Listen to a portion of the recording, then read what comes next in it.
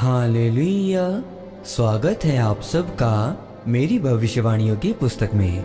तो आइए हम आज के पवित्र वचन को पढ़ेंगे जो कि परमेश्वर की दास प्रेरित अंकुर यूसुफ नरूला जी के द्वारा लिखा गया है। ठोकर न खाएं। जैसा कि मत्ती की पुस्तक अध्याय 11 उसकी 6 आयत में लिखा है, और धन्य है वो जो मेरे कारण ठोकर न खाए। मेरे प्रियो, बाइबल कहती है कि जब स्वर्गदूत ने कहा कि मरियम तेरे एक बेटा होगा और तू उसका नाम यीशु रखना, तब मरियम ने कहा मैं तो किसी पुरुष को जानती तक नहीं, तो ये कैसे होगा। तब स्वर्गदूत ने उससे कहा पवित्र आत्मा तुझ पर उतरेगा, परम प्रधान की सामर्थ तुझ पर छाया करेगी और तुम्हारे एक बेटा उत्पन्न होगा। मरियम की रिश्तेदार इलिशिबा विश्वासी थी, उसके कभी भी बेटा नहीं हुआ था, लेकिन इलिशिबा को देखकर मरियम का विश्वास कभी भी नहीं टूटा। आपके रिश्तेदार जो मसीह में हैं और धर्मी हैं, रोज प्रार्थना करने वाले हैं, फिर भी उसकी जिंदगी में आशीष नहीं है, तो क्या आप उनकी जिंदगी को देखकर निराश होते हैं या फिर भी आप यीशु मसीह को पकड़े रहने का फैसला करते हैं।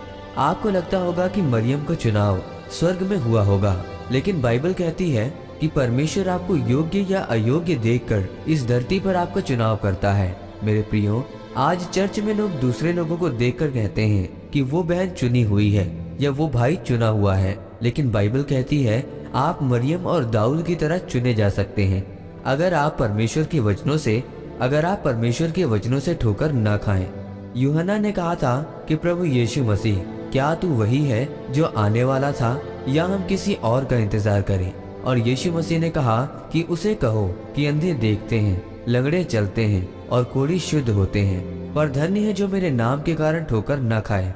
परमेश्वर भी उन लोगों को इस्तेमाल करता है जो परमेश्वर के नाम के कारण ठोकर नहीं खाते, क्योंकि ऐसे लोग आपके आसपास रहते हैं जो धर्मी हैं, शुद्धता से भरे हुए हैं, लेकिन फिर भी उनके जीवन में आशीष नहीं है। वो आशीषें ना होने के बावजूद भी आपका विश्वास कम होता है या बढ़ता है। मरियम एक पवित्र शास्त्र को पढ़ने वाली औरत थी और वो जानती थी कि एक कुंवारी गर्भवती होगी और वो एक पुरुष को जनेगी, लेकिन दूत ने जब उसे बोला कि एक कुंवारी गर्भवती होगी, तो वो जान चुकी थी कि यशाया की पुस्तक में जो परमेश्वर कुंवारी के बारे में बोल रहा है वो मैं हूँ। मरियम के अंदर एक खासियत थी कि वो परमेश्वर के साथ समय बिताती थी।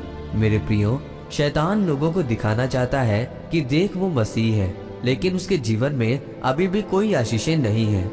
लेकिन आपको किसी को देखकर अपने जीवन में ठोकर नहीं खानी है, क्योंकि परमेश्वर हमारा कर्जदार नहीं है कि वो काम करे ही करे। जब वो चमत्कार करता है तो वो अपने नाम को ऊंचा करने के लिए करता है और अपनी महिमा के लिए करता है। मरियम एक ऐसी औरत थी जिसने अपने रिश्तेदारों को देखा था कि सचमुच वो उसकी आज्ञाओं पर निर्दोष चलने वाले हैं और सालों साल उनके जीवन में कोई भी आशीष नहीं है। ये देखकर भी मरियम ने पाप नहीं किया, क्योंकि बहुत से लोग जब देखते हैं कि उसकी जिंदगी में कोई आशीष नहीं है, तो शैतान इन चीजों को देखकर उनको पाप में लेकर जाता है, नशे में लेकर जाता है। शैतान उन लोगों की परिस्थितियों को इस्तेमाल करता है और वही लोग ठोकर नहीं खाते जिनके दिल दिमाग में वचन बसा हुआ है, और वो लोग ठोकर खाते हैं जिनके अंदर परमेश्वर का वचन नहीं बसा। इसीलिए अगर आप अपनी जिंदगी में चंगाई को लेना चाहते हैं तो परमेश्वर आपको चंगा करेगा, लेकिन उस चंगाई को संभालने के लिए